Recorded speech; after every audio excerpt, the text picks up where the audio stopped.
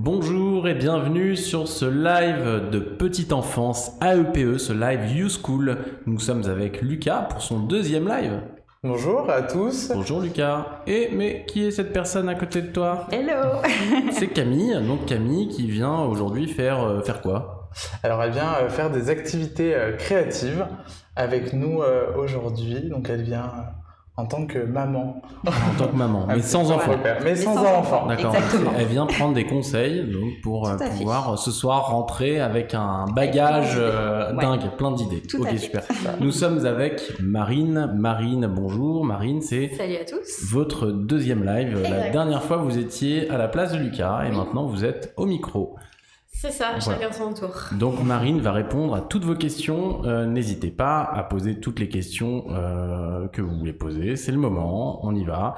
Vous êtes donc ce live sera en replay. Donc on est déjà est en live sur la plateforme dans les informations générales, la plateforme YouSchool, et sera en replay sur cette même plateforme dans les informations générales, également sur YouTube. Nous sommes en live et en replay donc juste après sur YouTube, notre compte YouSchool, et sur Facebook YouSchool.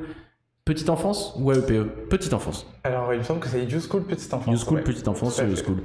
Je rappelle que ce live est ouvert à tout le monde, donc ouvert à tous, pas que les étudiants YouSchool. Donc c'est le moment de regarder un petit peu ce que propose YouSchool. Voilà, si vous êtes intéressé par la formation AEPE, vous pouvez tester gratuitement l'accès à la plateforme. La plateforme, les cours, les vidéos. Pouvoir parler avec les autres étudiants, puisque notre plateforme est faite comme un réseau social, vraiment un peu comme Facebook. Donc on apprend comme ça, en discutant avec les autres étudiants et en posant des questions aux profs, en partageant ses photos, etc. Donc vous pouvez tester la plateforme pendant 15 jours gratuitement. On y va, on va voir quoi aujourd'hui? Alors aujourd'hui on va être sur les activités créatives. Donc on va faire un petit rappel du thème. Donc les activités créatives, c'est tout ce qui englobe les activités liées au sens. Donc qui vont développer et favoriser la créativité et l'imagination du jeune enfant. Donc ça va être essentiellement des ateliers manuels, pas forcément sur table, pas forcément assis. On va pouvoir développer un maximum tous les sens et l'éveil du jeune enfant. Donc voilà. On regarde un extrait des activités créatives sur la plateforme YouSchool telles qu'elles sont proposées dans le cours. On revient juste après. Le nombre maximum d'enfants est de 5 ou 6, un peu moins s'ils sont tout petits. Cela permet de veiller à leur sécurité, de s'assurer que l'activité se déroule dans le calme et cela favorise l'expression libre et spontanée de chaque enfant. Tout en guidant l'enfant pour l'aider à effectuer au mieux la tâche proposée, on évitera bien sûr de commenter négativement le résultat ainsi que de comparer les productions des différents enfants.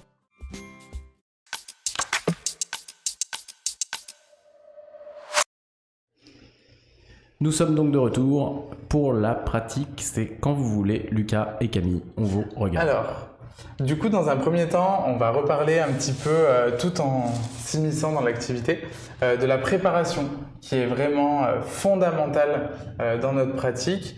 Il faut vraiment prendre un temps où on va réaliser un écrit en tant que professionnel, pas un écrit qui est très très long, mais un écrit qui rappelle les principes de l'activité qu'on choisit. Donc il y aura l'activité choisie, donc la cible, les enfants, leur nombre, le nombre d'encadrants, mais également aussi tout ce qui va être plus spécifique, donc le matériel utilisé, les lieux, Le logo. les locaux, Les locaux, excusez-moi. pas le logo. Les locaux, la date, l'heure, etc. Donc voilà, et vraiment ce qui va être primordial, ça va être d'ajouter dans cette fiche les objectifs. Donc les objectifs sont vraiment importants à définir. Donc ça va être tout ce qui est lié au développement du jeune enfant. Mais on va également rajouter, pour se faire un petit pense-bête, pour définir un objectif, il faut se dire mon objectif passe par un verbe. Ça découle comme ça de source. En fait, je vais me dire un objectif, c'est découvrir. Donc, qu'est-ce que je découvre dans cette activité? Favoriser, qu'est-ce que je favorise? Donc voilà, toujours relié au développement, à la création du jeune, à la créativité du jeune enfant, à son imaginaire. Voilà. Donc, on va commencer pour cette première activité par une boîte sensorielle, des boîtes sensorielles. Donc, en compagnie de Camille. Donc, on a pu faire un tout petit peu le premier pour que vous ayez un mini résultat final sur ce qu'on propose. Donc voilà, on est parti d'un matériel 100% de récup, ou presque, parce qu'on a acheté de la petite peinture quand même, ainsi que des petits ustensiles pour agrémenter tout ça. Mais quand même, au niveau, on est bien sur la récup, très écolo.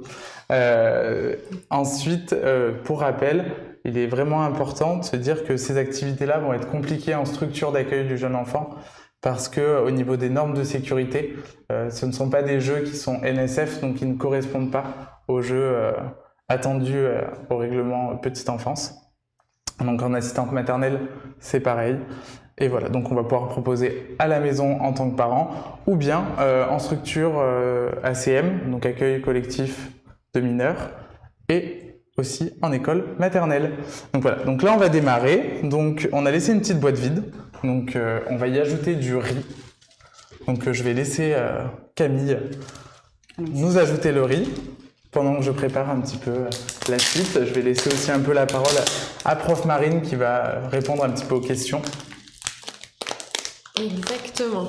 Donc là, du coup, Lucas a bien précisé que c'était vraiment... c'est interdit malheureusement de ramener ce genre de jeu qu'on fabrique nous-mêmes en multi-accueil, et c'est également interdit du côté assistant maternel. C'est vraiment pour les plus grands. Donc on vise plutôt un public type 3-6 ans, globalement pour ce genre d'activité. Voilà. Donc ce qui est vraiment sympa, c'est qu'il y a énormément d'activités qu'on peut faire avec les enfants. Là, verser du riz, peindre les boîtes, d'être avec les enfants pour faire ces activités et pour qu'ils puissent tester. Par exemple, là, les boîtes pour Halloween, on aurait pu faire des boîtes un petit peu d'horreur où les enfants mettent eux-mêmes quelque chose qui leur ferait peur dans les boîtes et où ils affronteraient un peu cette peur en mettant la main dans la boîte. Ça peut être diverses idées comme ça qu'on peut adapter sur l'année, plusieurs types de moments dans l'année. Et du coup, ça peut vraiment être très très chouette de le faire avec les enfants et de les impliquer vraiment dans ce qu'on fait. Toutes ces boîtes peuvent être faites avec les enfants. C'est ça. Donc là, du coup, on est en train de mettre un petit peu de peinture. Ce qui est pas mal aussi avec ces activités-là, c'est qu'on va pouvoir vraiment laisser l'enfant libre dans son choix d'appropriation de l'activité. Donc ils vont pouvoir faire au doigt. On a aussi également des fourchettes. On a des fourchettes, ça peut être très intéressant aussi au niveau de la préhension de l'enfant. On va pouvoir utiliser aussi, par exemple, un petit bout de sopalin. Donc quelque chose de très simple. C'est vraiment du matériel qu'on peut tous trouver dans nos domiciles, en ACM aussi. C'est des choses qui sont quand même assez simples à trouver, et ça permet vraiment à l'enfant de s'épanouir pleinement dans l'activité. Et finalement, ça s'adapte à tous, tout âge. C'est ça, ça va s'adapter à tout âge. Vraiment, la seule contre-indication, c'est au niveau des structures d'accueil. C'est le seul petit hic qui empêche ce type d'activité en structure d'accueil. Voilà. Et ensuite, on va pouvoir utiliser les parties de son corps. Ça, c'est cool aussi.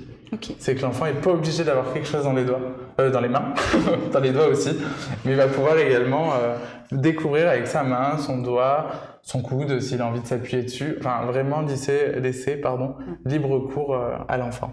Exactement, parce que là, on parle de création de boîtes sensorielles, donc effectivement un jeu qu'on ne peut pas proposer avec les plus petits. Mais par contre, avec les plus petits, on peut proposer de la peinture avec n'importe quel type de support finalement. Parce que les fourchettes, c'est un très bon support. Le sopalin, comme il fait Lucas, c'est un très bon support.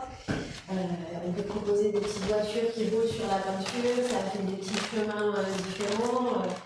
On peut proposer des billes où on met une feuille sur un plateau et dans le plateau, on fait basculer la bille qui roule sur la peinture, et du coup on n'interagit pas directement avec la peinture pour les enfants qui auraient un petit peu de mal à toucher la peinture, mais via un autre support, ou sinon directement la peinture au corps, c'est le mieux, le must of the must. Mais pour les enfants effectivement qui ont besoin de passer par des instruments, on peut, comme fait Lucas, prendre du coton, et ça marche très bien aussi, très très bien. On va y aller avec Camille. On va se mettre en application, comme si on découvrait Voilà, on prend du plaisir aussi. Super. Soyons honnêtes.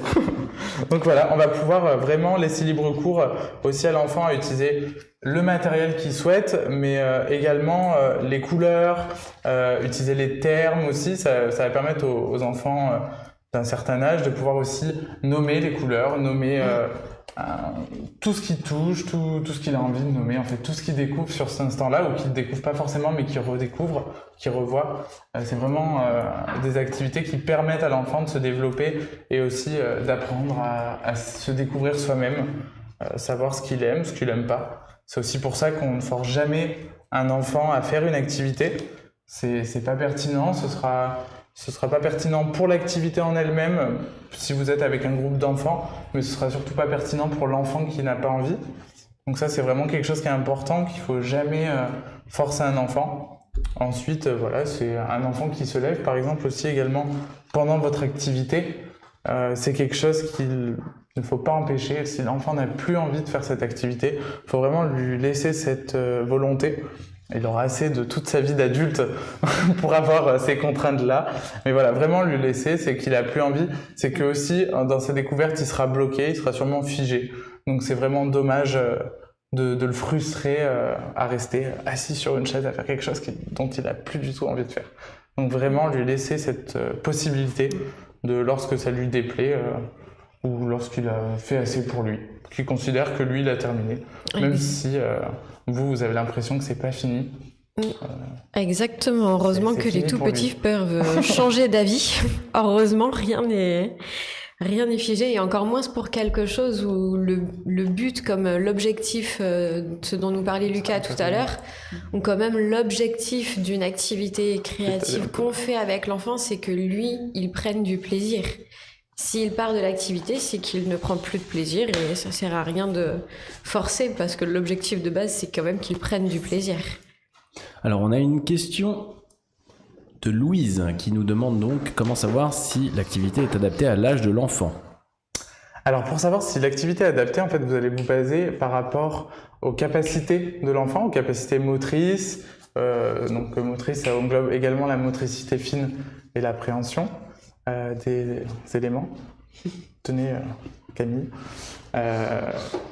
Et également par rapport à ses apprentissages, surtout où il en est. Est-ce que c'est propice pour lui de le faire à l'instant T, l'activité? Vraiment, voilà, se baser par rapport à l'enfant. Et vous allez aussi le voir si vous allez faire des tests.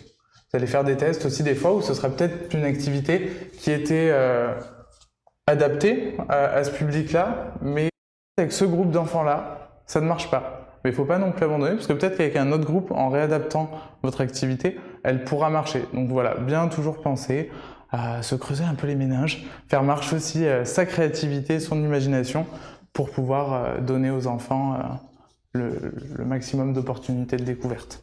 Tout à fait. Et je vois un retour de Christelle Legrand qui nous a rejoint. Oui. Bonjour Christelle, bonjour on est ravis.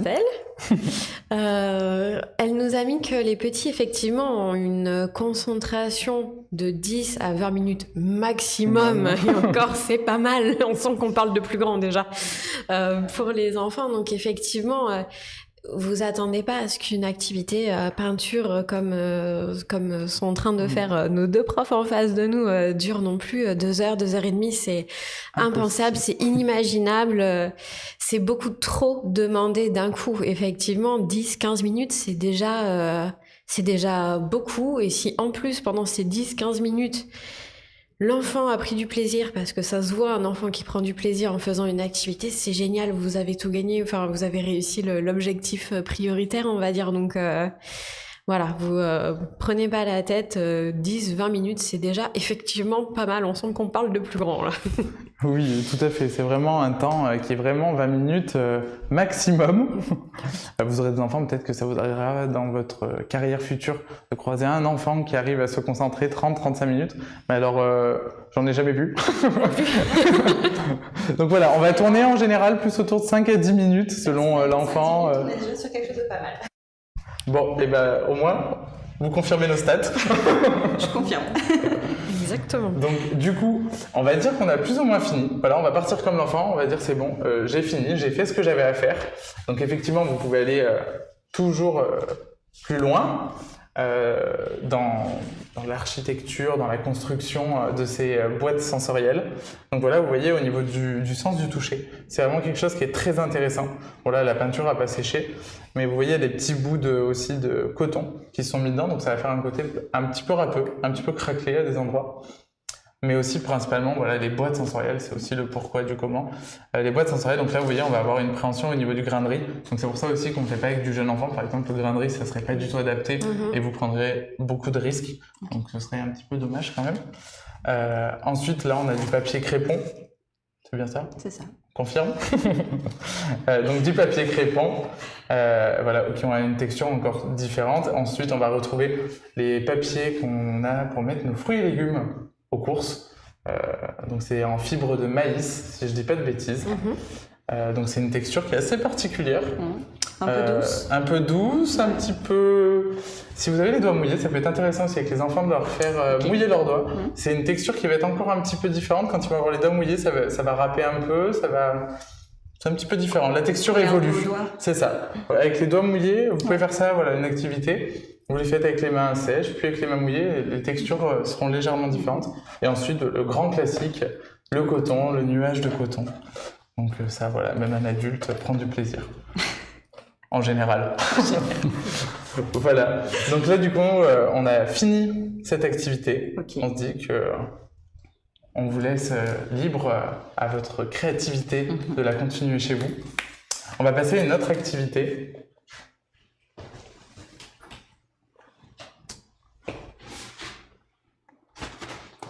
On a plusieurs feuilles, mais je pense qu'on va en faire qu'une, à deux.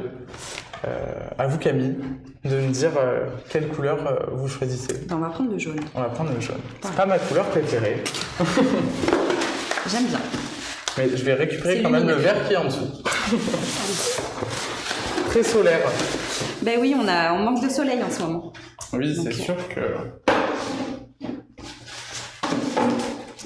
On n'est pas dans les mois les plus ensoleillés de l'année.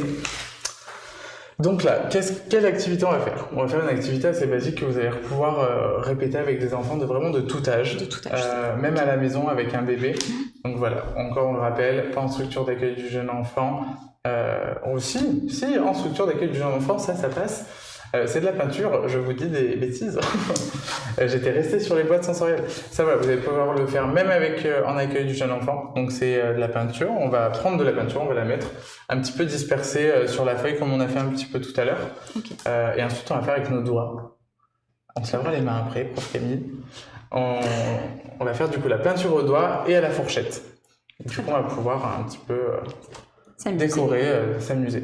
Est-ce que je peux vous laisser tenir tout ça le temps que je nous récupère un peu de peinture? Violet, ça vous va? Très bien, jaune violet, c'est parfait. Très complémentaire. C'est une professeure d'esthétique qui nous confirme que cette association de couleurs fonctionne. Est-ce que le rouge? Oui. Oui. Allons-y. Justement, je profite de ce petit commentaire sur l'esthétisme et le fait que les couleurs se marient très bien avec le papier pour dire que nous, on voit ça avec nos yeux d'adultes. Donc évidemment, c'est génial, on est tous sensibles à la beauté et à l'esthétisme et aux couleurs qui se marient bien. Mais avec nos yeux d'adultes, encore une fois, les tout petits, s'ils veulent mettre un dessin avec que du noir dessus, c'est parti. Il y a nos interprétations d'adultes derrière. Alors qu'en fait, du noir, c'est juste une couleur, comme une autre. Oui. C'est exactement pareil, là, comme pour les couleurs qui se marient bien, où on pourrait être tenté, nous, adultes, de faire la remarque « Oh, ce dessin est très très beau, parce que les couleurs se marient bien. Pourquoi un dessin serait plus beau qu'un autre ? Après tout... Chaque enfant a son dessin, chaque enfant est en général plutôt fier de son dessin, plutôt fier de ce qu'il a fait. Et c'est à nous, professionnels, de veiller à ce qu'un dessin d'enfant est vraiment à prendre en considération pour ce qu'il est, et pas avec nos représentations d'adultes derrière, et notre jugement et notre interprétation d'adultes. Mais très bon commentaire au niveau esthétisme pour adultes, ça marche très bien, effectivement. Voilà, donc c'était bien un petit commentaire pour adultes où on regardera entre nous. Ce soir, avec votre fille, vous ferez de la peinture, elle mélangera des couleurs. Ça sera multicolore. Voilà. Voilà. Improbable. Mais qui à ses yeux seront les magnifiques. Et tout à fait. Voilà. Donc on va poser la fourchette pour l'instant. On y va avec les doigts. On va y aller avec les doigts. On va retourner en enfance. En tant qu'esthéticienne... C'est dur ou pas? Du coup, allez, on pose la main Ok. et on la fait glisser. Ah, carrément. Ok. Ah ouais.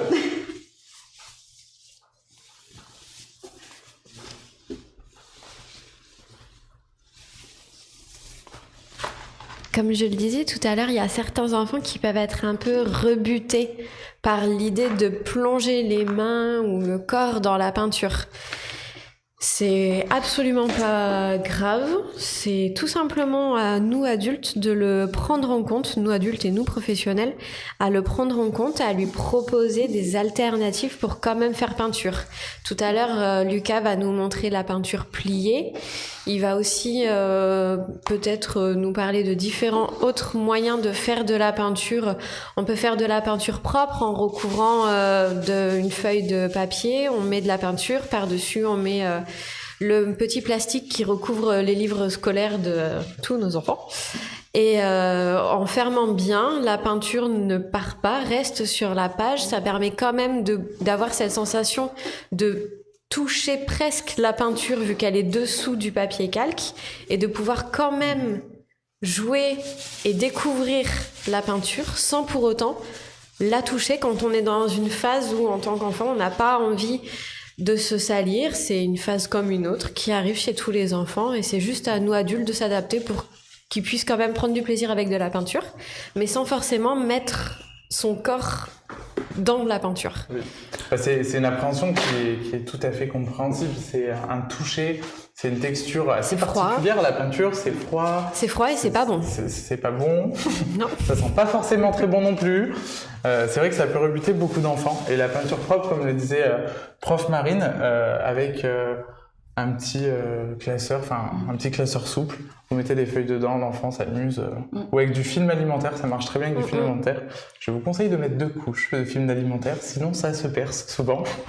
Voilà, vous recouvrez une feuille avec du papier, du film alimentaire. L'enfant peut marcher dessus, peut mettre les mains et prendre du plaisir. Bien attention, c'est très long à sécher. Il faut faire attention à que ce soit bien sec. Ça peut prendre jusqu'à 2 jours si on laisse sous film pour sécher. Donc voilà, ou enlever le film, ou sinon être patient pour le résultat. C'est ça, dans mais tous les après, cas, on ne cherche pas de productivité chez l'enfant. On cherchera bien sûr à l'accompagner, surtout pas à faire à sa place. C'est vraiment... Alors Marine, on a pas mal de réactions et de questions. Je vais vous laisser en lire quelques-unes. Donc, on a la question de... Je ne vois pas qui a posé cette question-là. Ici. Ouais, effectivement, on a beaucoup de retours. Déjà, on a beaucoup de bonjours de tout plein de monde qui nous rejoint sur la plateforme. C'est super. Comme ça, on est tous en direct. Et on a justement la question, Lucas, que tu disais. Peut-on aider un enfant à réaliser son activité ? Alors, tu viens déjà d'y répondre. On peut aider, mais pas faire à sa place. C'est vraiment de l'accompagnement. Donc ça va être un positionnement. Je me mets à côté de l'enfant. Je verbalise s'il a besoin de verbaliser, mais vraiment faire attention à ne pas faire à sa place. Parce que du coup, ça enlève tout objectif de l'activité et il n'y a plus trop d'intérêt. Est-ce qu'on peut lui montrer quand même Alors oui, montrer, ça marche très bien. Vous pouvez montrer, regarde, par exemple, prendre une fourchette, dire... Regarde, ça marche bien comme ça, est-ce que tu veux essayer, est-ce que ça te tente, est-ce que tu en as envie? Voilà, rester aussi dans cette envie, l'enfant doit en avoir envie. Susciter l'envie de faire l'activité. Tout à fait. Ok. C'est ça, ce qui peut aider aussi parfois, c'est nous adultes de le faire avec lui, tout simplement. D'être posé, nous aussi, de profiter, de prendre du plaisir et ça marche aussi Tout à bien. fait. On a une autre question. Bonjour, pendant ces activités de création, y a-t-il des dispositions de jeu pour les enfants qui ne sont pas intéressés ? Donc, c'est-à-dire quand un enfant ne souhaite pas faire de la peinture, par exemple, y a-t-il autre chose qu'on peut aménager dans l'espace ? Oui, il y a des choses qui peuvent être aménagées, donc ça dépendra combien vous êtes en termes de nombre. Donc si vous êtes à la maison, si vous êtes en structure, combien de professionnels vous êtes présents sur le terrain. Donc vous pouvez tout à fait, si vous avez réussi à vous dispatcher le groupe, par exemple en 2 groupes, si vous êtes 2 professionnels et que cela permet, vous pouvez tout à fait faire 2 activités fondamentalement différentes et ensuite que les enfants choisissent. Donc voilà, ça c'est aussi des choses qui peuvent être mises en place et ça permet à l'enfant qui, par exemple, n'aurait pas envie de faire une activité plus l'autre de la faire ou vice-versa, quelqu'un un professionnel qui reste dans la salle de vie à proposer autre chose ou à laisser les enfants en jeu libre, parce qu'on rappelle que le jeu libre c'est quand même fondamental dans le développement du jeune enfant. Les accompagner, vraiment les accompagner dans leur jeu libre et que du coup un groupe fasse une activité spécifique. Les enfants qui ont envie d'aller font un relais petit à petit. Okay. J'espère avoir répondu. Est-ce qu'on a d'autres activités à voir ou on passe au... Oui, ah oui. Alors là, on va juste faire le petit pliage pour finir cette activité-là et on aura fini celle-là et on passera à la dernière qui sera très rapide. Je vous le promets, Jérémy. Pas du tout, je prends énormément de plaisir à regarder ça. Alors, on va faire un petit pliage. C'est quelque chose que vous pouvez faire avec les enfants qui est intéressant aussi pour tout ce qui va être préhension au niveau du doigt et de motricité fine.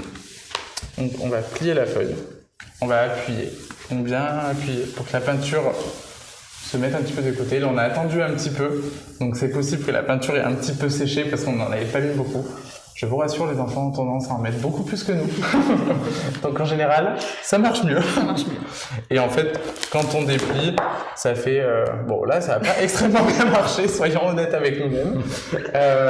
C'est censé faire un effet un petit peu miroir, voilà, une symétrie. Donc ça devrait marcher chez vous, ne patientez pas trop pour le faire. N'attendez pas que ça sèche. C'est ça. On va passer à la dernière activité du jour. Sans peinture cette fois-ci. Sans peinture. Ou presque. Alors, là on va réaliser un mémo. Donc c'est quelque chose de très simple à faire, qui est très rapide et qui peut convenir à une tranche d'âge très ouverte. Okay. On va vraiment partir d'un enfant qui a aux alentours de 2 ans jusqu'à un enfant qui va 6, 8, 10 ans. Ça peut marcher vraiment très longtemps parce que c'est une activité qui peut vraiment être évolutive. Donc avec le même matériel. Donc là, on va avoir besoin aujourd'hui d'une feuille cartonnée assez épaisse, ou si vous avez à la maison ou en ACM, une plastifieuse. Ça permet de conserver un peu plus longtemps votre activité et qu'elle perdure dans le temps. Donc là, on va découper. Je vais vous laisser Camille vous en occuper. Très bien.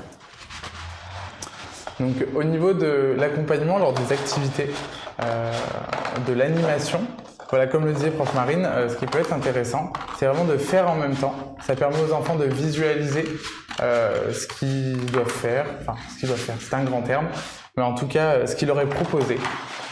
Voilà, aussi verbalement, leur proposer des variantes, leur dire que ce que vous êtes en train de faire, ce n'est pas obligatoire, qu'ils peuvent faire totalement différemment.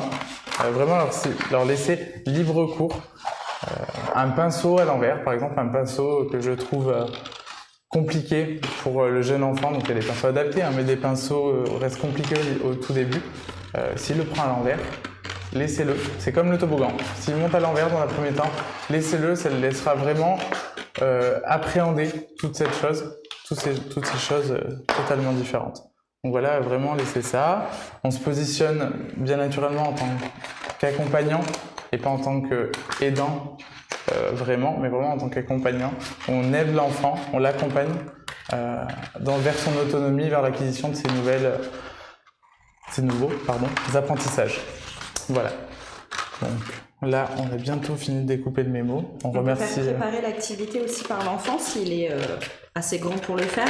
Oui, tout à fait. Ouais. En fait, la préparation de l'activité en termes matériels peut tout à fait être faite par les enfants. Ça va vraiment dépendre de ce qu'il y a comme matériel, de l'activité en elle-même, de l'enfant. S'il en a envie ou non, voilà, on vient même. S'il n'a pas envie, ça sert à rien. Mais en général, en structure, que ce soit ACM ou école établissement, ou établissement d'accueil du jeune enfant, ou école maternelle, etc. Les enfants sont souvent demandeurs, pas tous, mais certains sont demandeurs de vous accompagner dans la préparation, parce qu'ils vont nous demander aussi, par exemple, si on va aller chercher les goûters dans la journée, c'est quelque chose qu'ils vont avoir tendance à nous demander. Donc quand on va chercher le matériel d'activité, les enfants ont vraiment tendance à nous demander de venir avec nous. Ok, voilà. Très bien. Donc là, une fois qu'on a coupé ces petites cartes de mémo, ça va être très rapide.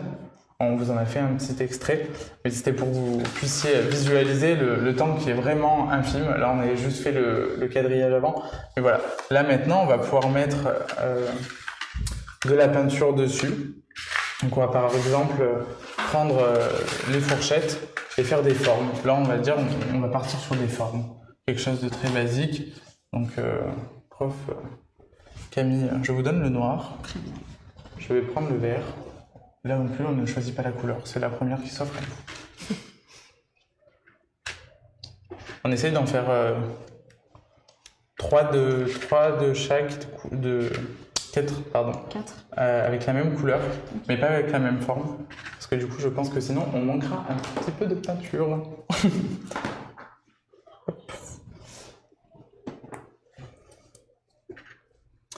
Et maintenant, en fait, il n'y a pas besoin du mien. Voilà. Donc là, vous voyez, on va pouvoir faire un carré, par exemple. Avec la fourchette, c'est pas très pratique. Voilà, on essaye de faire 2 carrés.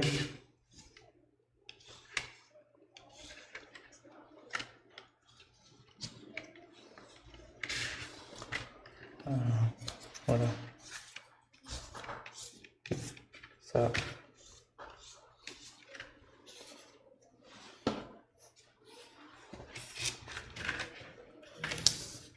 Un petit trait.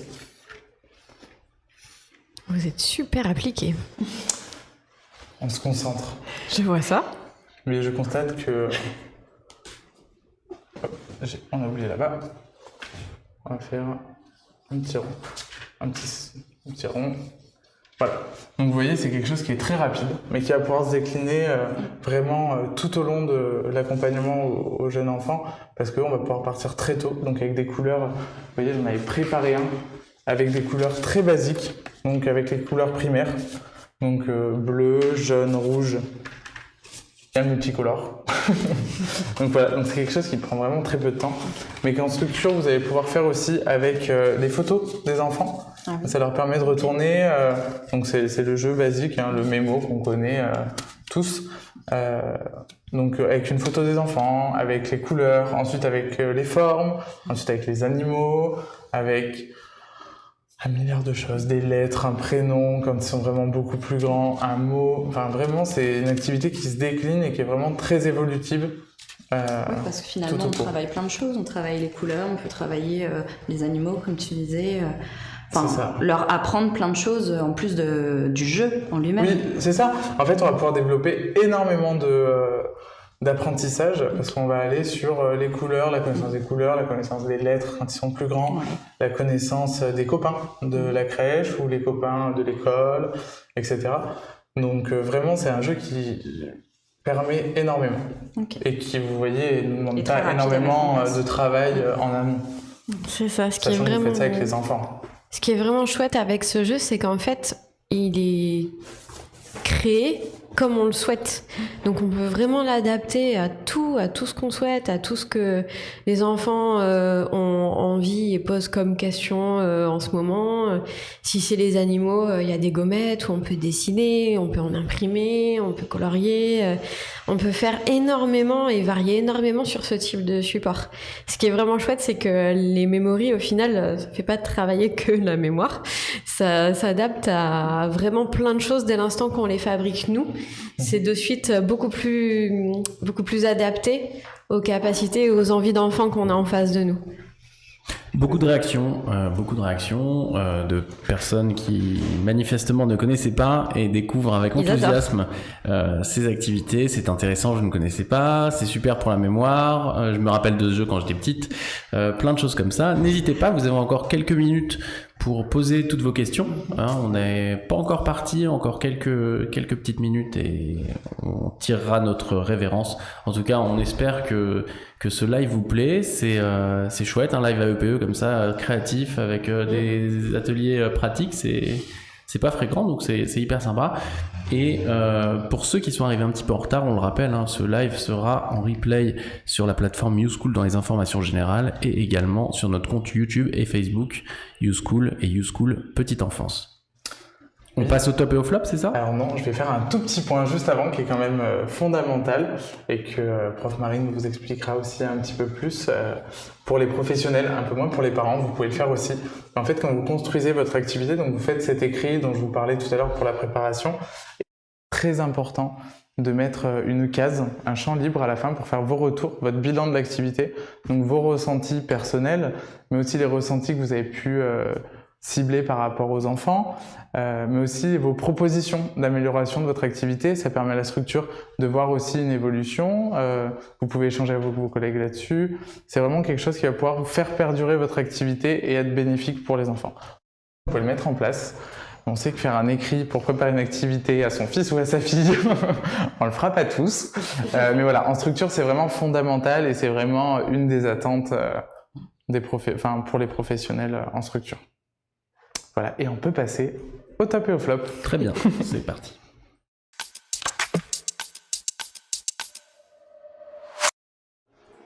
On le rappelle, hein, les tops et les flops, c'est ce qui peut vous coûter des points à l'examen et on espère vous en faire gagner. Tout à fait. Exactement. Alors le top, ce serait vraiment une activité adaptée au public. Donc vraiment, on veut de la pertinence, on veut que cette activité corresponde au public. Et ensuite, vraiment faire attention à tout ce qui va être désorganisation. Pour le flop, c'est vraiment la mauvaise organisation qui vous mettra forcément dans l'embarras. Un mauvais choix d'activité peut permettre aussi cette désorganisation, mais la désorganisation, même sur une activité adaptée, vous permettra pas de l'animer de la bonne façon.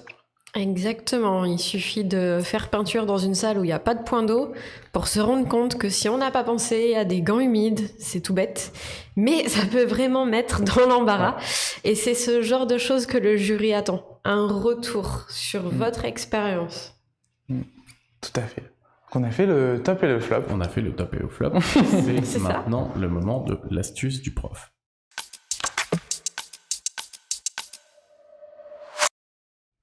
Lucas, un petit tips pour l'examen ou même pour la pratique? Alors du coup, c'est Prof Marine. On a décidé d'inverser les rôles. Très bien. C'est Prof Marine qui va nous expliquer cette petite astuce du prof. Marine, on vous écoute. Du coup, pour l'astuce du prof, on a choisi avec Lucas d'orienter davantage sur la fiche que vous devez tous et toutes rendre en choisissant l'activité. Donc pour rappel rapide parce qu'ensuite on passe à autre chose. Rappel rapide, cette activité, cette fiche se décrit sur votre fiche d'activité que vous allez faire avec les moins de 3 ans. Donc vraiment avec les plus petits. C'est à vous de choisir une activité et l'astuce du prof, c'est du coup de pourquoi pas vous nourrir de toutes les activités qu'on vous a proposées pour les proposer avec les plus petits, de pouvoir mettre en place ces activités, comme on vous a dit dans les tops et les flops, de penser à l'organisation, à l'anticipation, à choisir le groupe d'enfants, pas non plus vous déborder, prendre 8 enfants quand vous êtes seul. C'est pas un bon plan, prenez 4, 5 enfants maxi pour faire votre activité. Voilà, ça sert à rien de prendre beaucoup d'enfants et de se faire déborder par le nombre. Pensez au nettoyage derrière de l'activité et surtout ce que va vous demander le jury, c'est un retour. C'est exactement ce que nous disait Lucas. De faire une analyse de ce qui a fonctionné, ce qui n'a pas fonctionné, comment vous allez le proposer la fois d'après. La manière dont Lucas a proposé la peinture maintenant, là, aujourd'hui, va peut-être pas être la même chose dont il va proposer peinture demain. Pourquoi ? Parce qu'il aura vu que peut-être la fourchette pour dessiner des formes, c'est pas top, ça marche pas bien, et en même temps, fallait le tester pour savoir. Et de tester des choses avec des enfants en direct live, c'est pas gênant dès l'instant qu'on fait un retour, qu'on ne met pas les enfants en danger déjà, premièrement, qu'on propose des choses à adapter, et qu'on fait un retour et une analyse sur ce qui a fonctionné, pas fonctionné, et ça c'est vraiment une grosse partie que va demander le jury. Et c'est quelque chose où forcément le jury va vous poser des questions derrière. Et maintenant, et si vous le proposez comme ça, et de cette façon-là, etc. Voilà. On a des questions, merci pour cette astuce. Une question de Christelle, pour l'activité d'éveil de la fiche EP1, doit-elle obligatoirement être une activité créative ? Non, ça peut être une activité motrice, donc par exemple création de parcours. Je fais ma petite pub par rapport au défi du prof que j'ai mis il y a quelques semaines maintenant. On serait ravis de vous voir aussi sur des activités comme cela, donc des activités qui sont motrices. Donc ils permettent énormément de développement au niveau moteur de l'enfant, donc ça va être tout ce qui est sauter, danser, courir, ramper, je roule, tout ce qui est possible avec son corps. Et en fait, ça peut être aussi une activité comme ça. Vraiment, pour cette fiche, ce qui est très important, c'est aussi que vous vous libériez de beaucoup de charges sociales, on est tous dans des cases, donc on a l'habitude de faire activité, c'est une activité créative. Non, vraiment, laissez porte ouverte à toute imagination. Vraiment, vous aurez que des retours qui seront intéressants pour votre activité. Exactement, pardon. Tout ce qui est manipulation avec de l'eau, avec du sable, un moment lecture, un moment conte, un moment danse, un moment chanson. Prenez quelque chose qui vous fait plaisir, que vous avez fait plaisir à faire en stage. Vous avez vu que les enfants se sont amusés, ont pris du plaisir, et vous aussi. Et forcément, vous allez emmener le jury avec vous puisque vous avez bien aimé ce moment. Donc, ça va être facile de le partager. Est-ce qu'on a des commentaires ou des questions peut-être sur la plateforme encore, Marine ? Je ne crois pas. Il y a plein de commentaires sur la droite. Non, ils ont peut-être déjà tous été lus. Je ne crois pas. Super idée d'activité. Merci beaucoup, Lucas. Merci, Lucas. Merci, Marine, aussi. Hein. On va pas nous la vexer. Hein. Non, c'est de la question sur la fiche. Oui. Alors merci énormément Camille de s'être dévouée. Tout à l'heure, Lucas, vous parliez des défis du prof. Est-ce que vous pouvez nous expliquer, pour ceux qui ne sont pas forcément inscrits sur la plateforme YouSchool, comment se passe la vie sur la plateforme ? Qu'est-ce qu'on y apprend concrètement ? Comment ça se passe en fait ? Alors sur la plateforme, vous avez une partie classique, vos cours, avec des cours que vous devez connaître pour chaque EP. Donc ça se déroule en 3 EP, EP1, EP2 et EP3. Ensuite, vous avez aussi une partie qui va être plus fil d'actualité. Donc un peu comme les réseaux sociaux qu'on connaît tous. Vous allez pouvoir commenter certains posts d'autres étudiants ou de professeurs. Nous, on va animer avec des petits « le saviez-vous », des petites devinettes et des petits concours, etc. Ensuite, il y a un onglet qui s'appelle « Défi du prof ». Donc c'est là où on vous lance un petit challenge, on vous donne de tout donner, on vous demande de tout donner. Et on va pouvoir du coup dans ces petits défis vous demander par exemple comment vous vous organisez pour une activité parcours de motricité, je refais ma pub. Ensuite, par exemple, ça va être aussi sur certains cours sur les groupes nutritionnels, etc. Donc vraiment, ça va être des défis comme ça. Et ensuite, vous pourrez retrouver également des groupes de discussion, donc sur les stages, par région, sur des le saviez-vous, pour retrouver un maximum de le saviez-vous que les profs ont posté. Voilà, tout ça dans la plateforme YouSchool.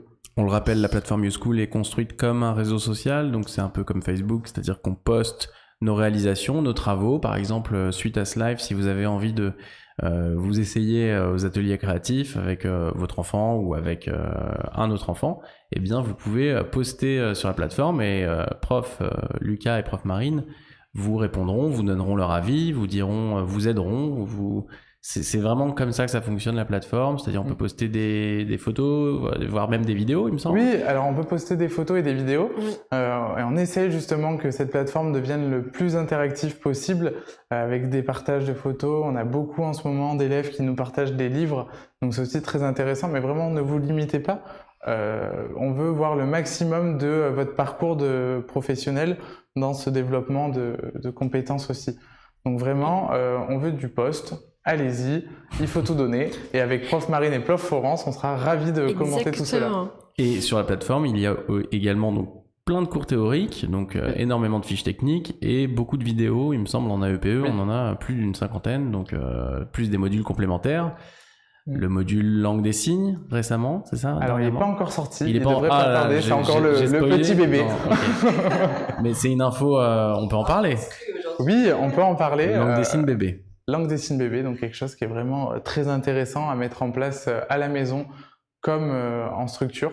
Donc en structure, il faut que ce soit vraiment un projet de la structure pour que l'équipe soit moteur de ce projet.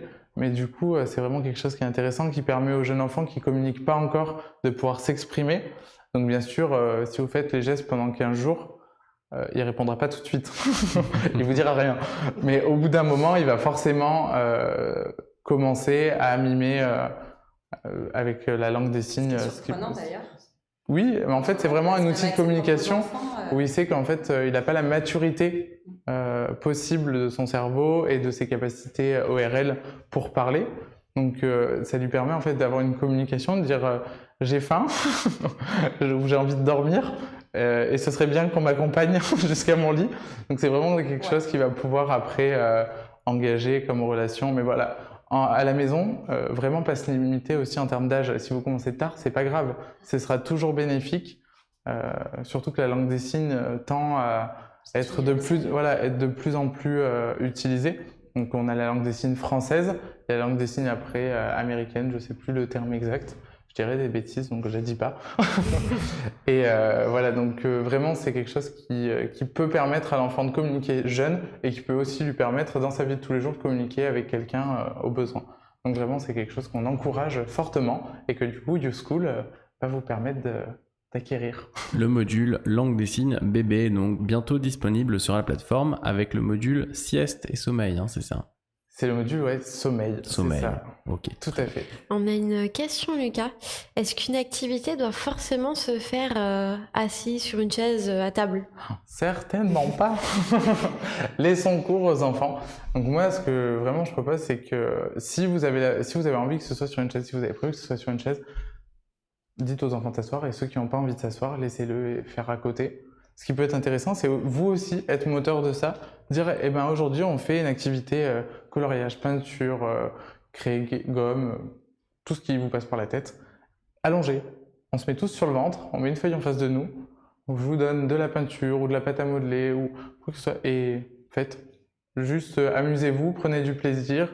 Allez sur vos expériences. S'il y en a un qui a envie de se mettre assis, il se met assis. S'il y en a une qui a envie de se rester allongé, mais sur le dos, en fait, il faut vraiment laisser libre cours. Donc on sait que ça peut paraître très compliqué en termes d'organisation et de gestion du groupe, mais ne vous affolez pas. Vraiment, si vous êtes moteur de ça, si vous vous sentez pas frustré ou incompris dans ces moments, ça marchera. Ça marchera forcément si vous y croyez et si c'est vous qui le mettez en place. Voilà, bien aussi de laisser les enfants découvrir et faire comme ils en ont envie. C'est important. Ce qui marche très très bien aussi avec les 2-3 ans, c'est de scotcher une feuille dessous la table et de se glisser dessous la table pour dessiner. C'est une manière aussi vraiment de pas forcément être assis, d'être un peu plus acteur dans ce qu'on fait, mais avec son corps aussi, de pouvoir s'allonger sur le dos, revenir en posture tout bébé pour tendre le bras et dessiner. C'est quand même quelque chose qui marche assez bien avec les 2-3 ans, mais ça peut aussi être proposé à tous, même aux plus grands. Justement, ça peut un petit peu sortir aussi de ce côté où plus tard en école, ils sont un peu plus derrière un bureau avec une chaise. Donc ça peut aussi varier et qu'ils soient un peu plus acteurs de l'activité. J'en profite pour répondre à une question de Audrey sur la plateforme qui probablement n'est pas encore inscrite sur la plateforme YouSchool, sur ce live, qui nous demande si on peut, plutôt que de suivre les cours sur internet, les suivre sur format papier. Alors, j'ai déjà en partie la réponse, c'est-à-dire que déjà toutes les fiches pratiques, tous les cours théoriques sont en format PDF, donc vous pouvez imprimer. C'est ça. D'ores et déjà. Téléchargeables. Ils sont téléchargeables, on peut les imprimer. Et il me semble, si je ne dis pas de bêtises, que prochainement, on va envoyer des classeurs, des choses comme ça. Voilà. Oui. En fait, à partir de décembre, courant décembre, les élèves inscrits, donc faudrait vous rapprocher de votre coach parce que ça dépend à quel moment vous vous êtes inscrit. Vous allez recevoir un classeur. Donc là, un gros classeur. Un gros classeur, oui, un très très gros classeur. C'est pas la petite pochette. Oui, prévoyez un emplacement pour ce classeur. Vraiment avec la moitié des cours de l'année et vous recevrez une deuxième partie normalement dans la deuxième partie de l'année courant mars si je me trompe pas, mais normalement c'est ça, une première partie courant décembre et la seconde aux alentours de mars. Vous serez informé et je vous invite à vous rapprocher de votre coach. Voilà, donc si vous êtes plutôt format papier, il n'y a aucun souci que ce soit par impression ou avec ce classeur, ou alors si vous êtes format plateforme, internet, réseau social, c'est fait pour, et également sur l'application YouSchool sur votre téléphone, si vous êtes plutôt smartphone ou dans le métro ou peu importe, il n'y a aucun souci dans les transports, vous pouvez quand même suivre vos cours et vous former au CAP Petite Enfance. C'est ça. Exactement. C'est tout dit ? On a juste une dernière question. Oui. Sur des ateliers senteurs ou qui mélangent tout ce qui est senteur et tout ce qui est goût. Du coup, il n'y a aucun souci pour faire ce genre de petit atelier où, par exemple, dans des petits pots, on peut mettre des épices, on peut justement faire sentir, essayer de faire reconnaître. C'est toutes ces activités créatives que vous avez envie de faire, que vous avez envie de proposer. Faites-vous plaisir, écoutez-vous. En plus, si vous sentez que les enfants que vous avez en face de vous sont assez réceptifs à tout ça, testez avec les enfants. Vous allez voir leur réaction et surtout, si vous avez envie de le mettre en place, allez-y. Allez-y parce que forcément, si vous l'avez envie, c'est que vous avez constaté que les enfants avaient envie aussi.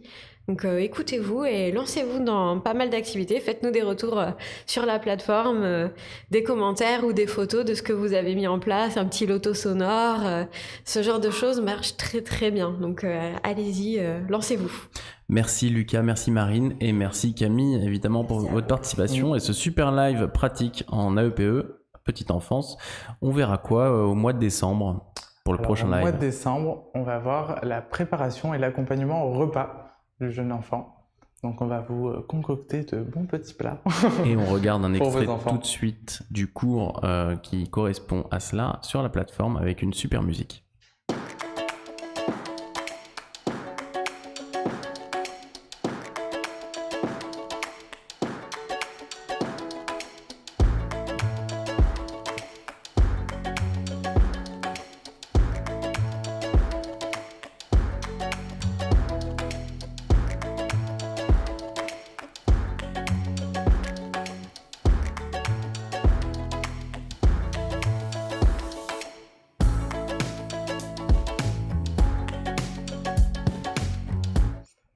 Merci à tous de nous avoir suivis. On se retrouve le mois prochain pour un nouveau live donc concernant ces ateliers. Non, c'est pas les ateliers, donc c'est le goûter. C'est la préparation du repas, évidemment. Et l'accompagnement. Voilà, si vous avez, on espère qu'on avait répondu à toutes vos questions. Si vous en avez d'autres, n'hésitez pas à les poser aux professeurs sur la plateforme. Ils continueront d'y répondre si vous avez oublié d'en poser pendant ce live.